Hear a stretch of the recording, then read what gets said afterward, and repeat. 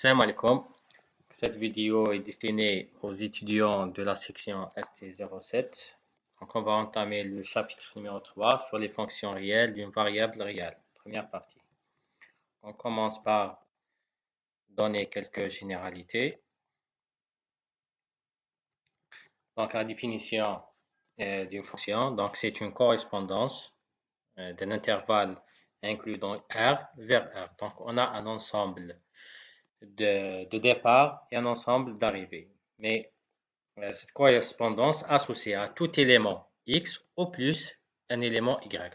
On ne peut pas avoir deux images pour un X. Donc, on appelle X antécédent et Y l'image de X par la fonction f. Donc, on ne peut pas avoir pour un antécédent X deux images, Y1, Y2. Donc, on va voir au plus. Donc, une seule image où l'image n'existe pas. Donc là, un exemple, l'ensemble de départ R, l'ensemble d'arrivée R, la fonction, elle associe pour chaque X, la fonction X carré plus X moins 1. Le domaine de définition de la fonction, donc le note df. Donc c'est l'ensemble des valeurs de X pour lesquelles l'image existe. Donc par exemple,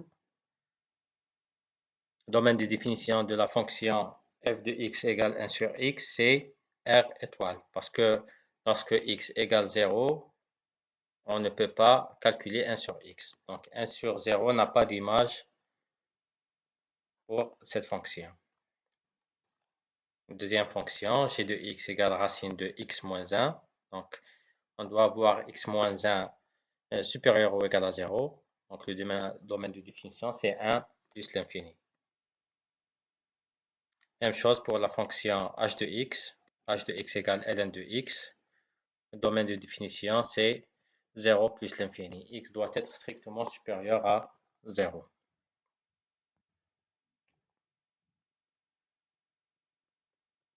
Donc, les premières définitions sont très faciles. Donc, l'ensemble image. Donc, si on veut calculer l'image d'un ensemble, ça donne un ensemble, donc f de df, ça donne tous les y tels que f de x, tel que x appartient à df.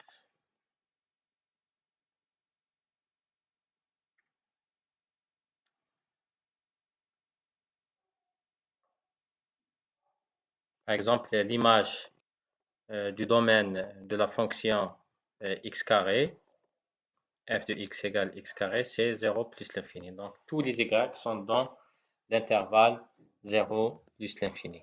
Même chose pour sinus x. Sinus x, on sait qu'il est compris entre moins 1 et 1. Donc, l'ensemble des images de f de x égale sinus x est moins 1, 1.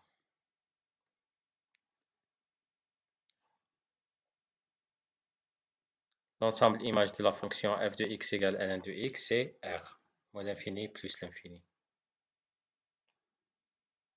Donc là, c'est le graphe de la fonction f de x.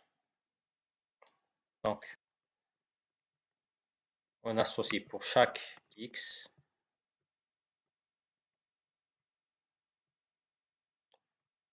une image f de x.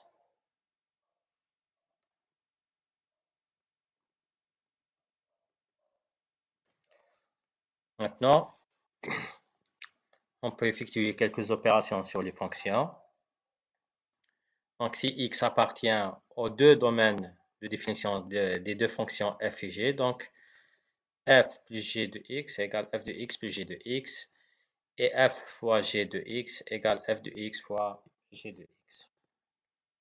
La multiplication par un scalaire, donc lambda f de x égale lambda fois f de x. Maintenant, si on a deux fonctions, f et g. La composition de ces deux fonctions, donc c'est g rang f de x égale g de f de x. Donc là, on a un exemple. Par exemple, f de x égale x plus 1 et g de x égale x au carré. La fonction g rang f est égale à g de f de x.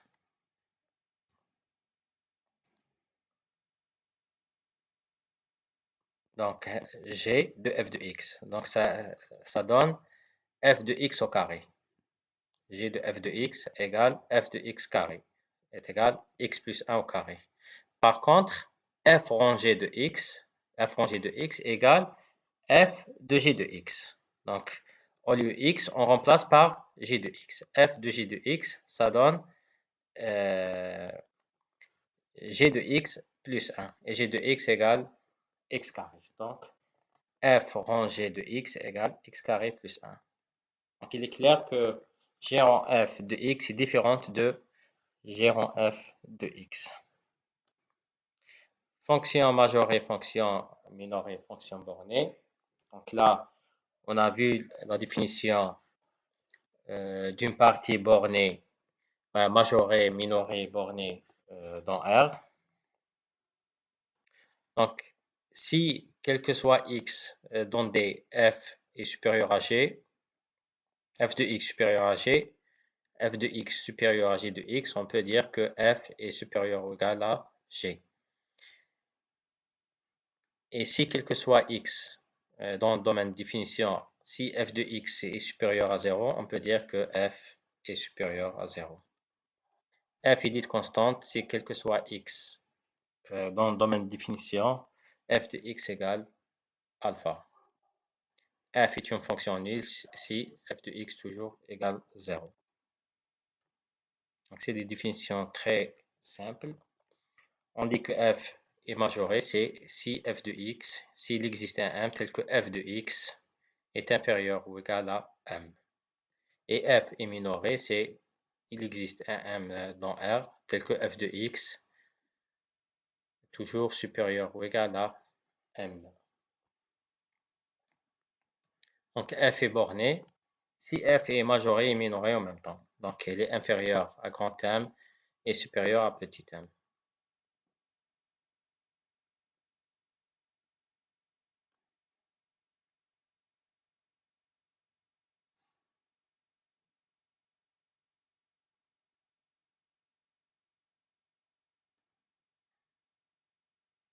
Maintenant,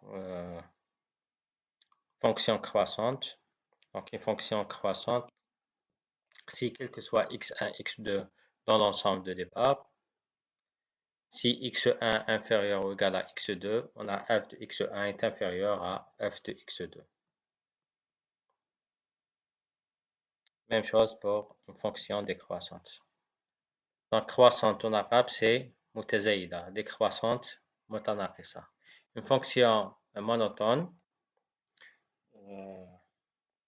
j'oublie monotone en arabe, ratiba, della ratiba. Donc f est monotone si elle est croissante ou décroissante. On dit qu'elle est strictement monotone si elle est strictement croissante ou strictement décroissante.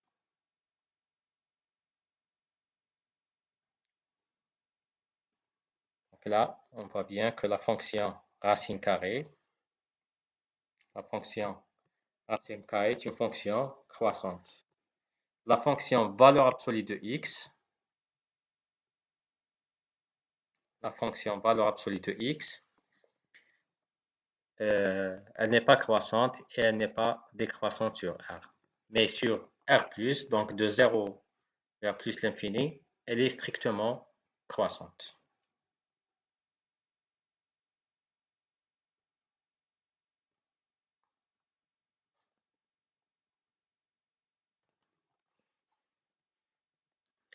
Donc f est une fonction paire si f de moins x égale f de x, donc quel que soit x dans l'ensemble de départ. Et elle est impaire si f de moins x égale moins f de x, quel que soit x dans l'ensemble de départ.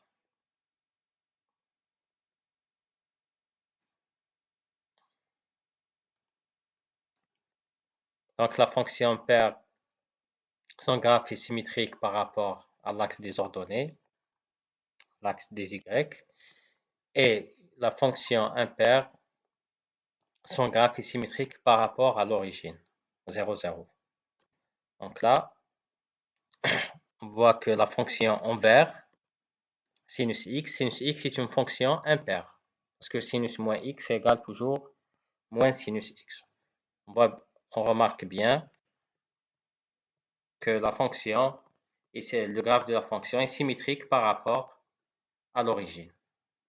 Par contre, la fonction, le graphe en rouge, c'est le graphe qui représente la fonction cosinus x. On sait que la fonction cosinus x est une fonction paire, parce que quel que soit x dans l'ensemble 0 de pi, dans l'ensemble moins pi pi, cosinus moins x égale à cosinus x. Donc, son graphe est symétrique par rapport à l'axe des ordonnées.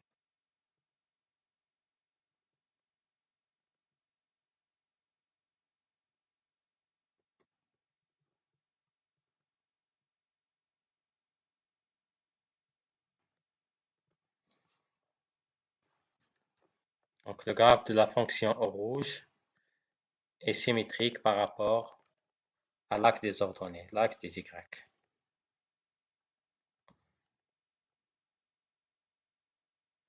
Maintenant, une fonction périodique, s'il existe un réel t tel que f de x plus t égale f de x. T est appelé période.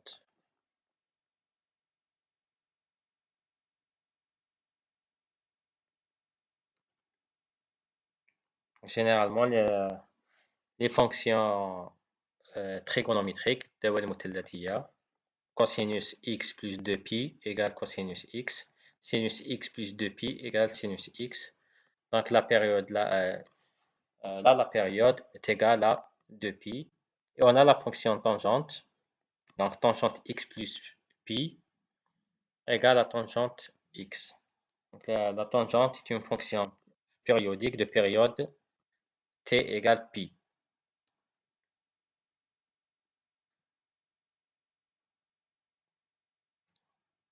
Le graphe qui représente les fonctions x.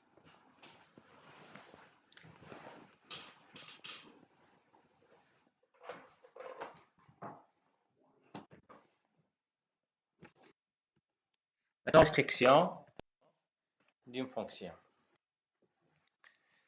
Donc, par exemple, on a une fonction f avec ensemble de départ d, vers R. Donc, on prend une partie ou un intervalle a inclus dans d. On appelle la fonction g qui a pour ensemble de départ a inclus dans d. Et dans cet ensemble, on a f de x toujours égal g de x. Donc, g est la restriction de f. On appelle g restriction de f. Et f est appelé prolongement de g.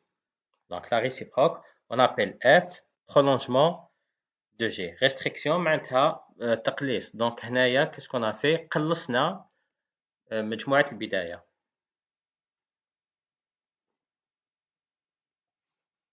Par exemple, on a la fonction f de x, donc son ensemble de départ r, donc r vers r, l'ensemble d'arrivée r, donc f de x égale x carré moins 1.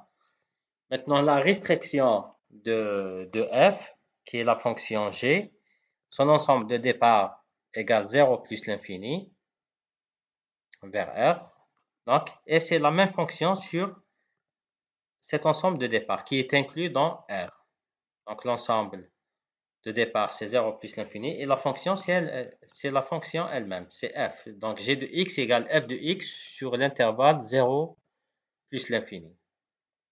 Donc, g est la restriction de f et f est le prolongement de g.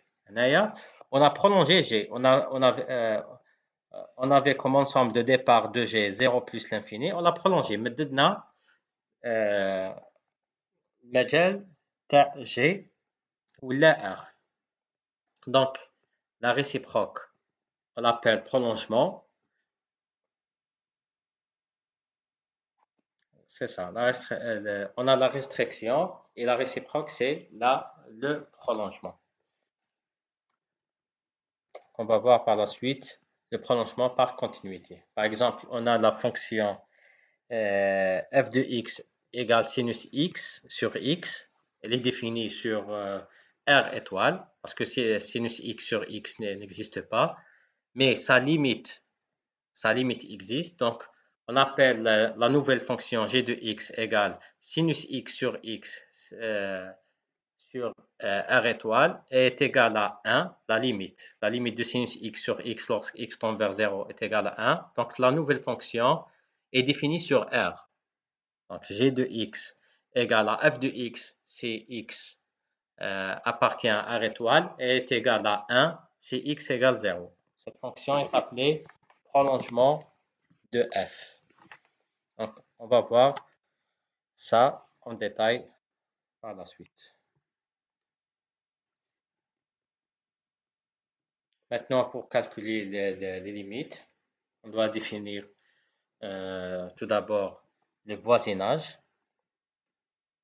Donc, le voisinage est noté v de x0.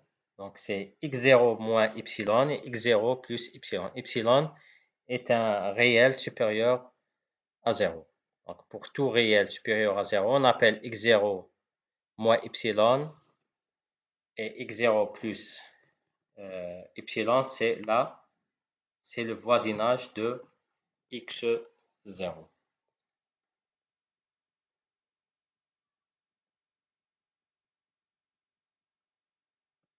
Donc, f admet une limite L quand x tend vers 0. Je mets x tend vers 0, maintenant x appartient au voisinage de x0. Donc, x, il est dans x0 moins epsilon, x0 plus epsilon. Donc là, quel que soit epsilon supérieur à 0, il existe un état supérieur à 0 ou un petit delta. Donc, si x moins x0 inférieur à petit delta, c'est-à-dire l'intervalle x moins x0 tend vers 0. Si l'intervalle hadaya x moins x0, la valeur absolue de x moins x0 est inférieure à petit delta, donc il tend vers 0, donc f de x moins L est inférieur à epsilon. Ça veut dire il tend vers 0. Donc si ça tend vers 0, donc si on a une implication, si le premier tend vers 0, alors le deuxième tend vers 0.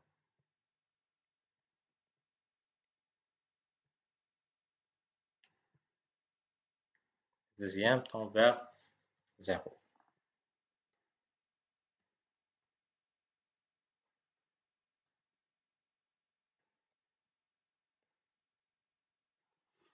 Donc là, on a dans ce graphe, il explique la définition de la limite. Donc, si cet intervalle tend vers 0, alors cet intervalle va tendre vers 0. Donc, x, parce que x tend vers x0, c'est-à-dire x appartient à l'intervalle x plus petit delta, x moins petit delta. Donc, si cet intervalle est très petit, et ça veut dire que x, il est dans le voisinage de x0, donc f de x, la valeur réelle de f de x moins L, tend vers 0.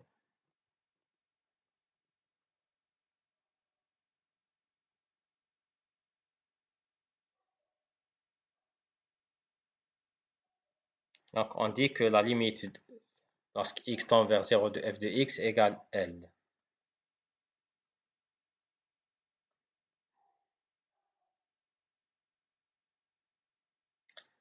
Maintenant, si f tend vers plus l'infini, c'est sa limite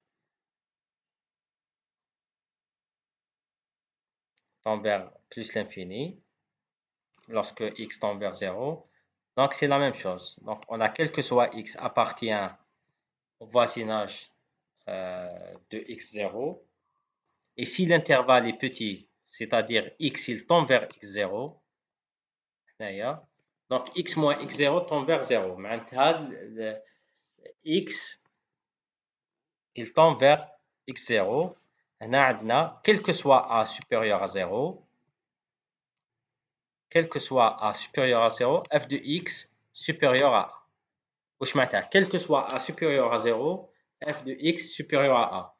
هذه elle n'est vraie que si f de x tend vers plus l'infini. Pour chaque valeur de a supérieure à 0, on a f de x supérieur à a. Elle est vraie si seulement si f de x tend vers plus l'infini.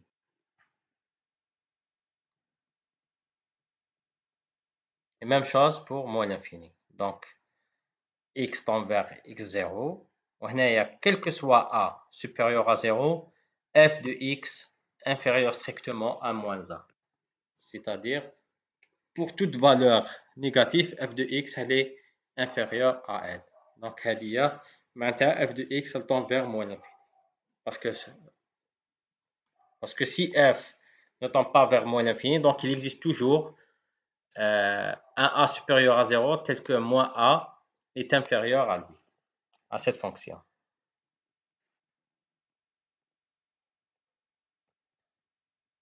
Donc là, ça explique, je mets la valeur absolue de x moins x0 inférieure à petit delta. X est compris entre x moins delta, x0 moins delta et x0 plus delta. Donc, c'est la définition du voisinage.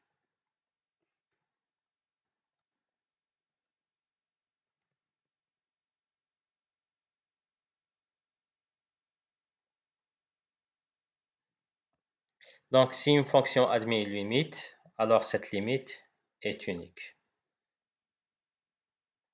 Là, on va utiliser 18 pour montrer que la limite est unique. Si f de x admet deux limites, alors la limite, on dit que la limite n'existe pas.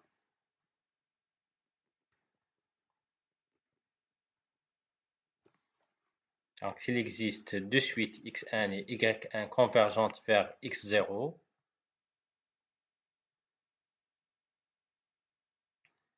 et tel que f de x1 converge vers L1 et f de y1 converge vers L2, alors la limite de f de x n'existe pas.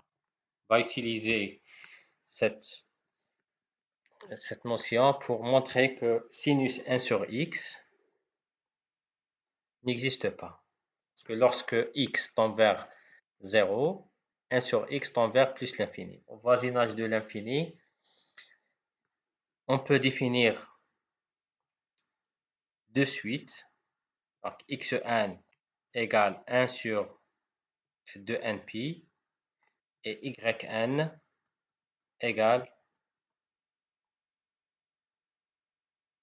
1 sur 2nπ plus pi sur 2.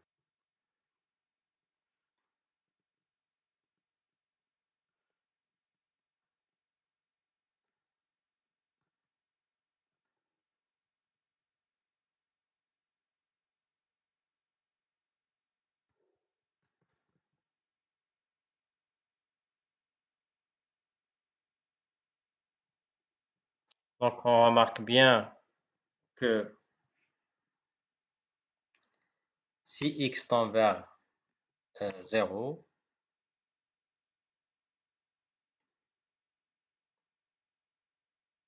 un sur xn, 1 sur x1 tend vers 0. 1 sur x1, ça donne sinus de 1 sur x1, ça donne sinus de nπ. Sinus de nπ est égal toujours 0. هنايا limite sinus 1 sur yn, donc c'est sinus de nπ plus pi sur 2. Donc ça donne toujours 1. Donc au lieu 1 sur x, on va au lieu 1 sur x, on va calculer par exemple sinus de nπ et sinus de nπ plus pi sur 2, lorsque n tend vers plus l'infini. Donc là, on voit qu'il existe au moins deux limites pour sinus x, sinus 1 sur x, au voisinage de plus l'infini. La limite 0, lorsque 1 sur x est de la forme de nπ, et la limite égale 1 lorsque 1 sur x est de la forme de nπ plus pi sur 2. On va voir ça en détail en TD. C'est tout pour cette partie.